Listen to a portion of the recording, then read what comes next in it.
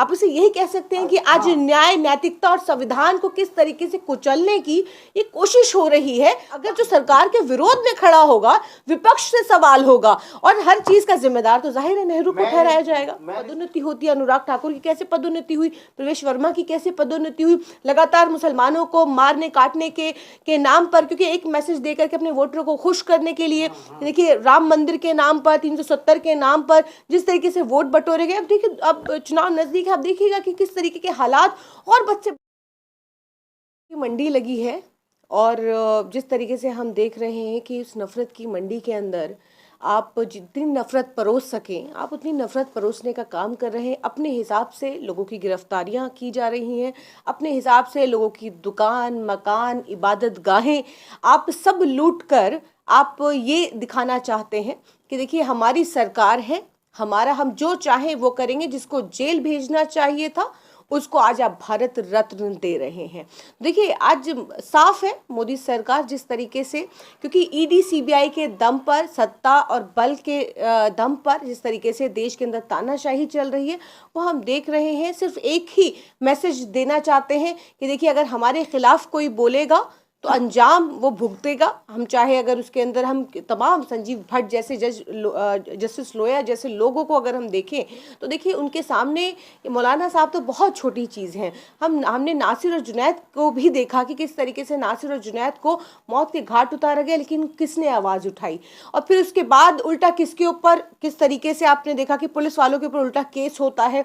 देखिए एक साफ 2024 नज़दीक है, 2 महीने, लगभग 2 महीने रह गए हैं और 2 महीने के अंदर चुनाव होने हैं। लेकिन चुनाव किस तरीके से होगा, कि किसके दम पर हो रहा है। और ईवीएम को लेकर के अगर हम बात करें तो आज मोदी जी साफ करते हैं कि देखिए 2024 के अंदर हम जो चुनाव जो है वो 400 पार हम क्रॉस कर रहे हैं।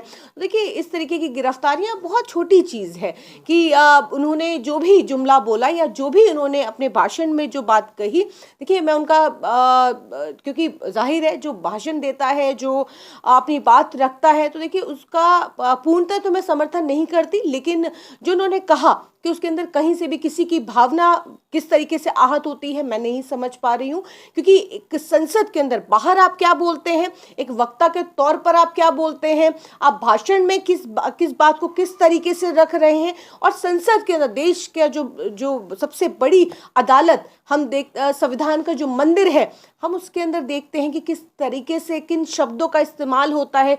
मुसलमानों के लिए किस तरीके के शब्दों का एक सांसद दूसरे सांसद के लिए कटुआ, भड़वा, मुल्ला, आतंकवादी, उग्रवादी जैसे शब्दों का इस्तेमाल करता है। किस तरीके से अनुराग ठाकुर जैसे लोग किस तरीके से जंतर मंतर पर उन्होंने किस तरीके की भाषा का इस्तेमाल किया, कौन नहीं जानता है।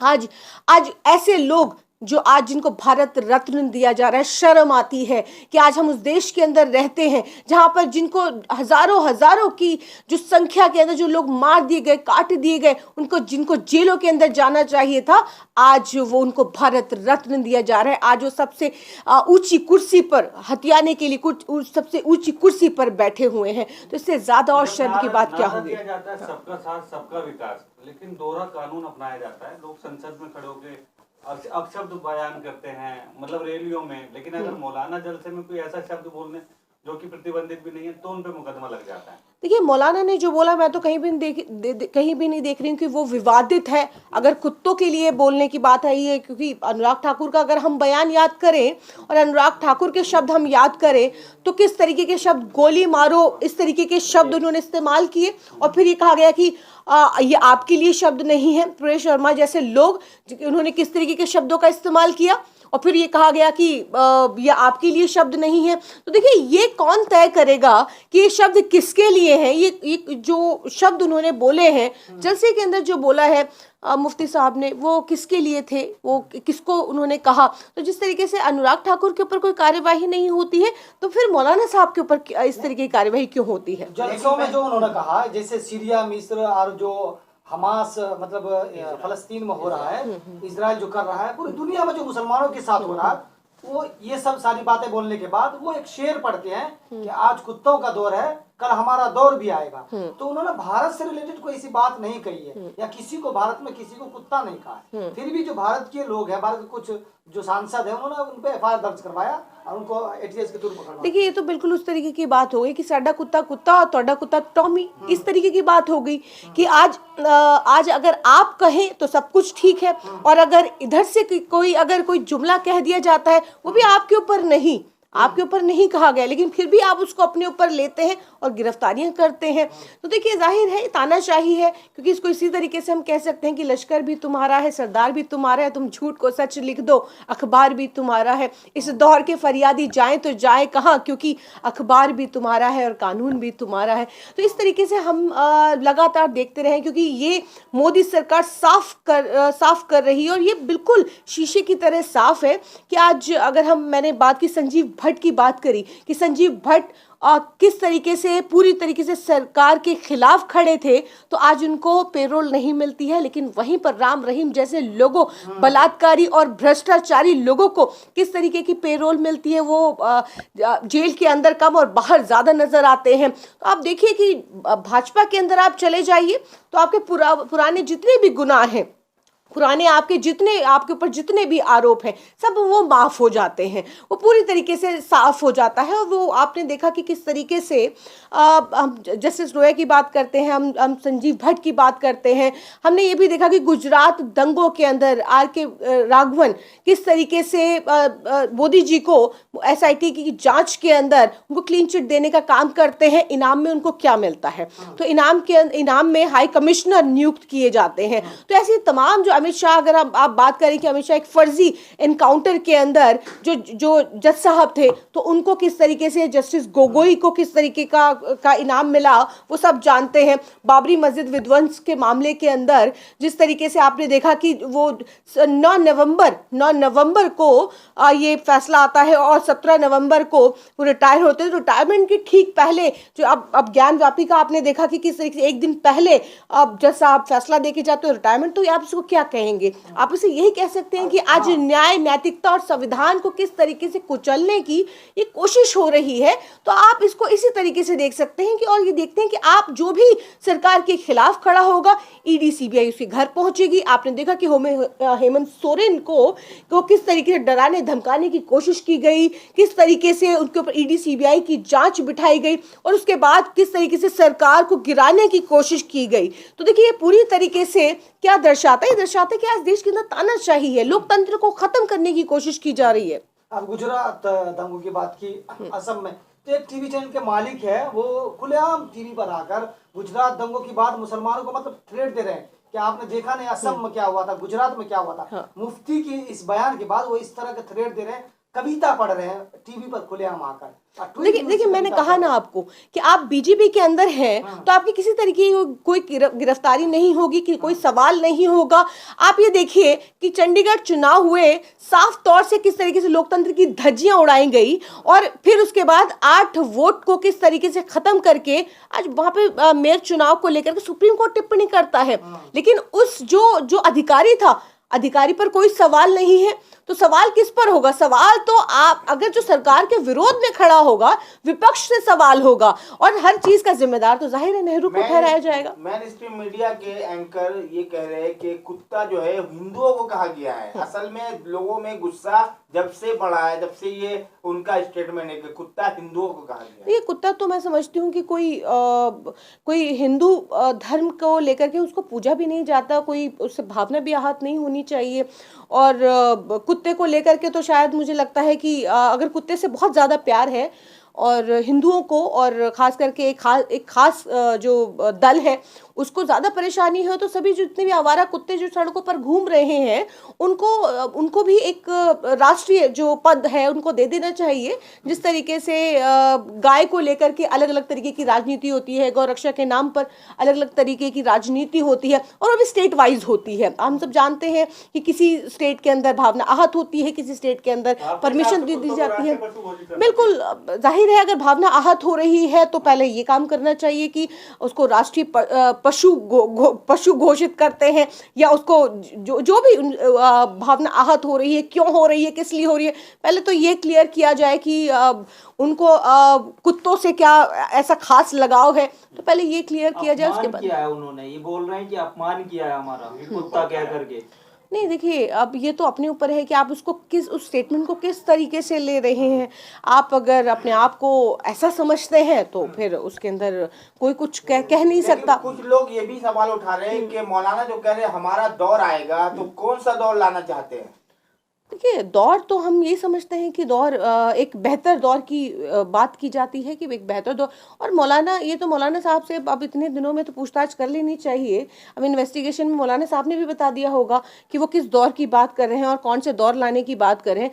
तो जाहिर है एक वो दौर जो 2014 से पहले का दौर था, हम तो उम्मीद करते हैं कि 2014 से पहले का दौर आना चाहिए, जहाँ पर हिंदू मुसलमान सिख जैन बौद्ध सब मिलकर के रहते थे और बहुत ही अमन चैन के साथ रहते थे। हम तो उस दौर की उम्मीद कर रहे हैं। तो जाहिर है मुझे लगता है मौलाना साहब भी शायद, क्योंकि मैं कोई अंतर्यामी नहीं हूँ, तो मौलाना साहब से पूछने आप बाहर आएंगे तो उनसे जरूर पूछिएगा। एक सवाल ये कि आप सुप्रीम कोर्ट के वकील है, एज ए वकील, जैसे महामंडलेश्वर महाराज जी मारने काटने की बात करते हैं कि मुसलमानों को मैंने मारा, फिर सुरेश चौहान के आके भड़काऊ भाषण स्पीच देते हैं, उसके बाद टी राजा है जो मस्जिद के सामने गंदी गंदी गालियां मुसलमानों को खुलेआम देते हैं, उसके बाद यति नरसानंद है, ऐसे तमाम लोग हैं, कुछ साधु संत जो इस तरह की बातें की है और मुसलमानों के लिए की गई है, साध्वी भी है, तो क्या उनको गिरफ्तार नहीं किया गया? और मुफ्ती अजहरी की इस बात पर गिरफ्तार किया, कानून के तौर पर आप क्या समझते हैं कि उनको गिरफ्तार करना चाहिए और ये बरी होना चाहिए इस तरह की बातों से? देखिए, आज जाहिर है क्योंकि ये कोई ऐसा स्टेटमेंट नहीं है कि जिसको लेकर के किसी की भावना आहत होनी चाहिए थी, लेकिन बहरहाल अगर उनको गिरफ्तार भी किया गया तो इसके अंदर आप इन्वेस्टिगेशन करते और इन्वेस्टिगेशन करके कोई इसको बहुत ज़्यादा तूल ना देगा, क्योंकि अगर आप इस तरीके से भावनाएं लोगों की आहत होने लगी तो फिर मैं तो समझती हूँ हिंदुस्तान के अंदर इस तमाम रैलियों को बंद कर देना चाहिए। पहले तो बीजेपी की जो रैलियाँ होती हैं, इस तरीके के तमाम जो फ्रिंज एलिमेंट्स हैं, जो इस तरीके के जो चैनल्स चला रहे हैं, जो तमाम जो चैनल हैं जो तलवार हाथ में और बंदूक हाथ में लेकर के और मुसलमानों के नरसंहार की बात करते हैं। एक तो साध्वी को मैंने देखा अभी कुछ दिनों पहले, बड़ा उनका वीडियो वायरल हो रहा था, वो ये कह रही थी कि मुसलमानों का जो जुम्मे का दिन है वो एक आतंकी दिन है और उस आतंकी दिन को ख़त्म करना चाहिए, और मुसलमानों को आतंकी बता दिया गया, जुम्मे के दिन को आतंकी बता दिया गया। ये कहा गया कि 25 लोगों से ज़्यादा की परमिशन नहीं मिलनी चाहिए मस्जिद के अंदर, सभी तमाम जो मस्जिदें हैं उसको बुलडोज करने तक की बात की गई। तो देखिए, इस तरीके के जो फ्रिंज एलिमेंट्स हैं उसका देखिए भाजपा स्वागत करती है, ऐसे लोगों का फूल माला पहना करके उसकी पीठ थपथपाती है, क्योंकि ऐसे लोगों की ज़रूरत है भाजपा, क्योंकि जाहिर है यही रणनीति है, यही भाजपा की राजनीति है, इसी के दम पर भाजपा राजनीति करती है। तो ऐसे लोगों की बहुत आवश्यकता है भाजपा के अंदर। तमाम ये जो दल आप देख रहे हैं, बजरंग दल हो, हिंदू विश्व परिषद हो, ये जितनी तमाम वाहिनी और तमाम सेना जो पाली हुई है वो किस लिए पाली है? एक होड़ है भाजपा के अंदर कि आप जितना हो सकता है, अभी आपने देखा उत्तराखंड के एक मंत्री ने कहा, ये यूसीसी को लेकर के एक स्टेटमेंट दिया, फिर उन्होंने कहा मेरी जुबान फिसल गई। तो देखिए क्या औकात है, एक रबड़ स्टैंप जो वहाँ के तमाम जो एमपी एमएलए जो भी वहाँ पर है, एक रबड़ स्टैंप की तरह वहाँ पर वो लोग काम कर रहे हैं। तो हर किसी के अंदर एक होड़ है कि कितना नफरती भाषण, नफरती बयान हम दे सकें, क्योंकि उससे क्या होता है कि पदोन्नति होती है। अनुराग ठाकुर की कैसे पदोन्नति हुई, प्रवेश वर्मा की कैसे पदोन्नति हुई, लगातार मुसलमानों को मारने काटने के नाम पर, क्योंकि एक मैसेज देकर के अपने वोटरों को खुश करने के लिए, देखिए राम मंदिर के नाम पर, 370 के नाम पर जिस तरीके से वोट बटोरे गए। अब देखिए, अब चुनाव नजदीक है, आप देखिएगा कि किस तरीके के हालात और बद से बदतर होते जाएंगे। इससे ज्यादा आप देखिएगा कि और क्या बात होगी कि अडवाणी जैसे लोग जिनको जेलों के अंदर ठूसा जाना चाहिए था, जेलों के अंदर बंद किया जाना चाहिए था, ऐसे लोगों को भारत रत्न दिया जा रहा है। इससे ज़्यादा शर्मनाक बात क्या होगी? तो देखिए, मैं समझती हूँ कि लोकतंत्र को पूरी तरीके से ध्वस्त करने के लिए ये सरकार पूरी तरीके से उतारू है। हम सबको मिलकर के कोशिश करनी चाहिए कि ख़ास करके मुसलमानों से कहूँगी कि बहुत ज़्यादा जो इस तरीके के जो मुद्दे होते हैं, और ख़ास करके जो जिससे से दो समुदाय के अंदर मतभेद पैदा हो, और खासकर क्योंकि अब चुनाव नज़दीक है तो इस तरीके की चीज़ें बढ़ेंगी और बहुत ज़्यादा ये भाजपा करने की कोशिश करेगी यूसीसी को लेकर के, सीए को लेकर के। जिस तरीके से अब सीए का एक नया शोषा छोड़ा गया कि सीए लाया जाएगा, यूसीसी उत्तराखंड में जो पहला स्टेट है जहाँ पर यूसीसी लाया जा रहा है, उसको लेकर के जिस तरीके की जो बहुत सारी ऐसी चीज़ें सामने लाई जाएंगी, तो मैं समझती हूँ ना उत्तेजित ना होकर के हम सभी लोगों को बहुत ही सब्र से काम लेना है। 2024 में हम उसके बाद देखेंगे कि क्या कैसे क्या करेंगे, लेकिन अभी फिलहाल जो है हमें बहुत सब्र से हमें काम लेना है। लेकिन उत्तेजित वाली बात तो तब है ना जब सब मीडिया इसमें सहयोग करे। देखिए मीडिया कभी सहयोग नहीं करेगी। आप जैसे पत्रकार हैं,